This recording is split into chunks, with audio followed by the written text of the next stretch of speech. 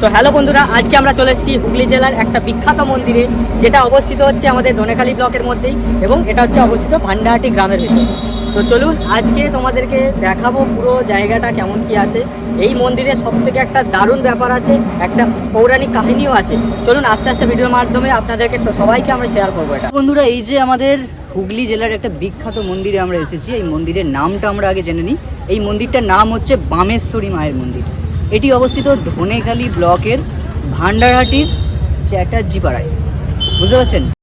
তো বন্ধুরা, আজকে আমরা একটা বিশেষ দিনে এসেছি মায়ের কাছে, কারণ আজকেই সেই বর্ষ উদযাপনের দিন, মায়ের উদ্ঘাটনের দিন।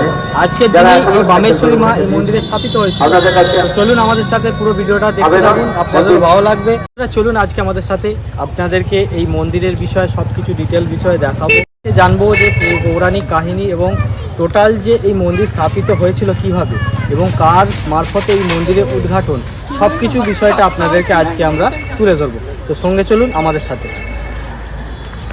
তো বন্ধুরা, এই মন্দিরের বিশেষ আকর্ষণের বিষয় হচ্ছে এটাই যে প্রধান পূজারী মানে রতনলাল বাড়ুই মহাশয়, তো তিনি যখন মায়ের আরাধনা করতেন না, তখন ওনার হাতে যে শঙ্খটা থাকতো সেটা অটোমেটিকলি মায়ের আরাধনা চলাকালীন কিন্তু ওটা ঘুরতে থাকতো হাতের তালুতে। এটা কিন্তু এখানকার সমস্ত গ্রামবাসীরাই এই কথাই বলেছে যে উনি নাকি এই মন্দিরের প্রধান পুরোহিত হিসেবেই পরিচিত ছিল।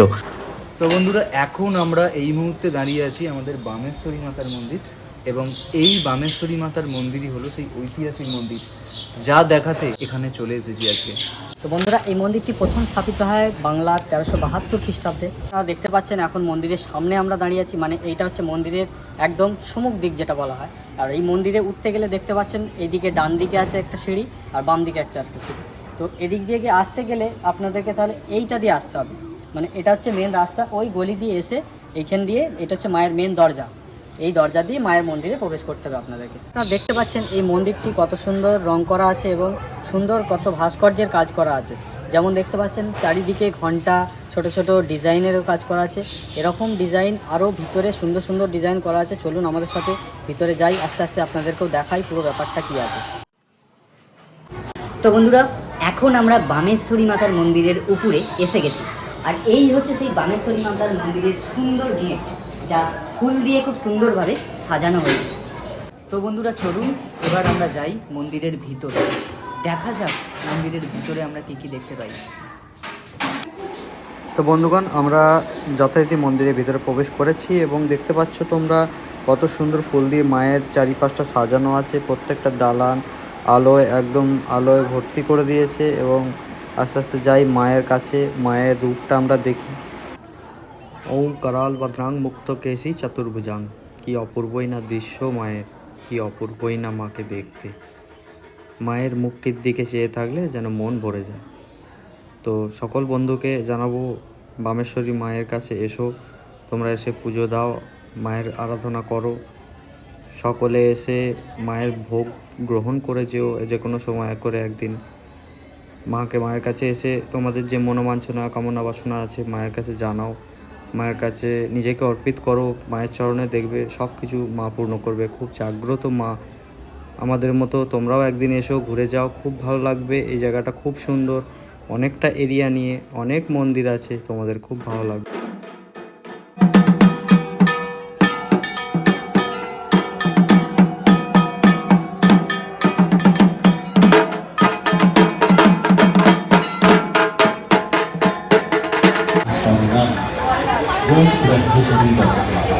শ্রী শ্রী বামেশ্বরী মাতা।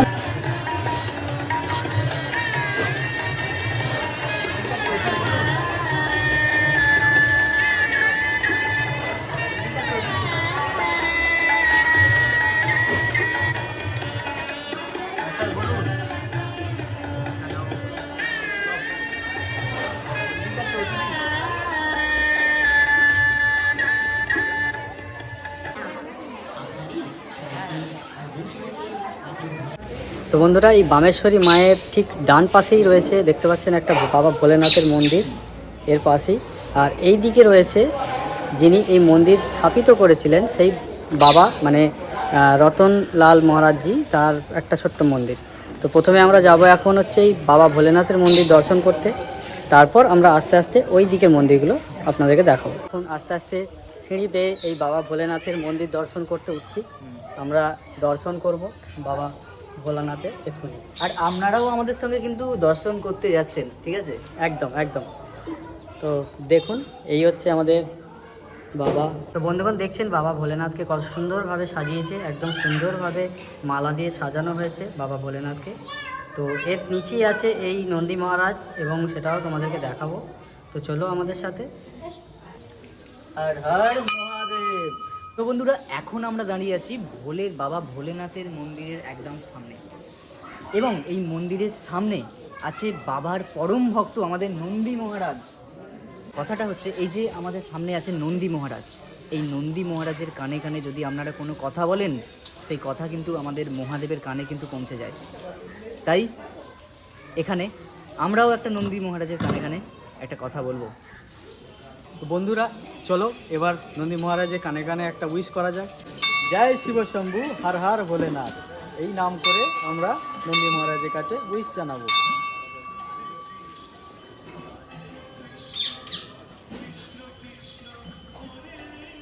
তো আমি উইশ জানিয়ে দিয়েছি, এবার দেখি কি হয়। চলুন বন্ধুরা। এটি হচ্ছে বাবা রতনলাল মহারাজজির মন্দির, ইনি মাকে এখানে স্থাপিত করেছিলেন। তো বন্ধুগণ এই সেই মন্দির যে রতনলাল মহারাজজি নামে আমরা পরিচিত হয়েছি, এবং এই সেই মহান ব্যক্তি যিনি এই বামেশ্বরী মায়ের মন্দিরকে একদিন স্থাপিত করেছিল। তো চলুন আমরা বাবাকে দর্শন করে নিই, আপনারাও দর্শন করে নিন আমার সাথে। তো বন্ধুরা তোমরা যাকে দেখছো ইনি কোনো সাধারণ পুরুষ না, ইনি হচ্ছেন একজন সিদ্ধ পুরুষ, যার কারণেই আজকে আমরা বামেশ্বরী মাকে মন্দির রূপে এবং বিগ্রহ রূপে আমরা দেখতে পাই ভান্ডারটির বুকে, এবং ইনিই ছিলেন এই মন্দিরের প্রধান পূজারী। তো বন্ধুরা এখানে এসে মোট আমরা 4টে মন্দির দর্শন করলাম। প্রথম বামেশ্বরী মাতার মন্দির, দ্বিতীয় বাবা ভোলেনাথের মন্দির, তৃতীয় গণপতি বাবার মন্দির, আর চতুর্থ রতন মহারাজের মন্দির। আর এর পরে আমরা যে মন্দিরটা দর্শন করব সেটা হচ্ছে রাধা কৃষ্ণের মন্দির। তো এবার আমরা যাব এখানের পঞ্চম মন্দির দর্শন করতে। যেহেতু আজকে মায়ের বর্ষ উদযাপনের দিন, তো এই উপলক্ষে আজকে মায়ের প্রত্যেক বছরই এই সময়টা ভোগের আয়োজন করেই থাকে, এবং বহু দূর দূর থেকে মানুষজন আসে ছুটে মায়ের দর্শন করতে, মায়ের ভোগ গ্রহণ করতে। তো যথারীতি দেখতে পাচ্ছ তোমরা, সবাই বসতে শুরু হয়ে গেছে অলরেডি, চারিদিকে সব প্রিপারেশন শুরু করে দিয়েছে ভোগ বিতরণের। তো চলুন আমরা আগে মন্দিরটাকে দেখে নিই, রাধাকৃষ্ণকে দর্শন করে নিই, তারপর অন্যদিকে যাব। आसन मंत्र सम्मुखे नमो नारायण।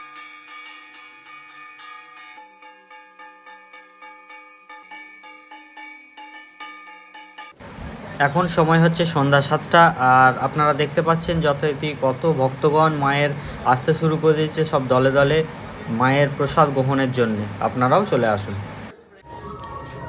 তো বন্ধুরা আমরা এখন এসে পৌঁছেছি মহারাজ, আমাদের যে রতনলাল মহারাজজি আছেন ওনার ঘরে। কিছু ছবি দেয়ালে কিছু লেখা তোমরা দেখতে পাচ্ছ, ব্রহ্মচারী রতনলাল বাড়ি মহাশয়ের যে সমস্ত কিছু, ইনি এই ঘরেতেই থাকতেন। এটা হচ্ছে ওনার বিছানা এবং চরণ পাদুকা আপনারা দেখতে পাচ্ছেন।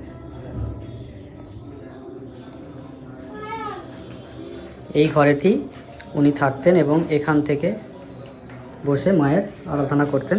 এবং এইখান দিয়ে একটা যে সিঁড়ি উঠছে, এই যে সিঁড়িটা যাচ্ছে এখান দিয়ে ওপরে, এইটা কিন্তু অ্যাকচুয়ালি মায়ের মন্দিরের ভিতরে যাওয়ার রাস্তা, মানে গোপনীয় রাস্তা। মায়ের মন্দিরে ঢোকার পিছন দিক দিয়ে ঢুকেছে একদম মায়ের মন্দিরে।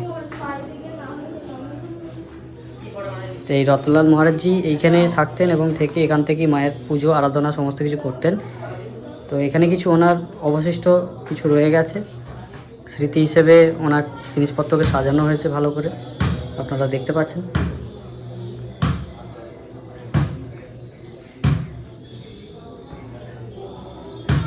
The 60 of monks of India. এছাড়াও আছে ঠাকুর শ্রী শ্রী রামকৃষ্ণদেব এবং মা শারদাময়ী। এর পাশেই রয়েছে ছোট্ট একটি সুন্দর গোপাল ঠাকুর, আমাদের সকলের প্রিয় গোপাল ঠাকুর, খুব সুন্দর লাগছে দেখতে।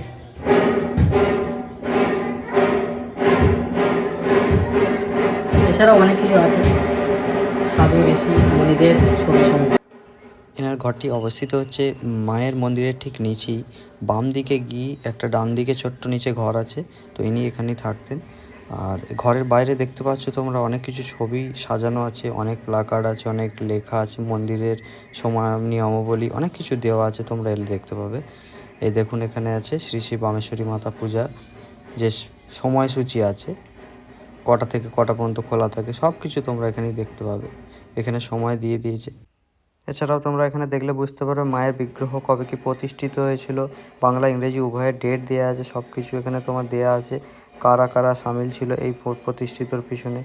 এবং এছাড়াও তোমার যে ভোগের নিত্য প্রয়োজনীয় যে মূল্য, ধার্য মূল্য আছে, সেটাও তোমার এখানে বিবরণ দিয়ে দেওয়া হয়েছে।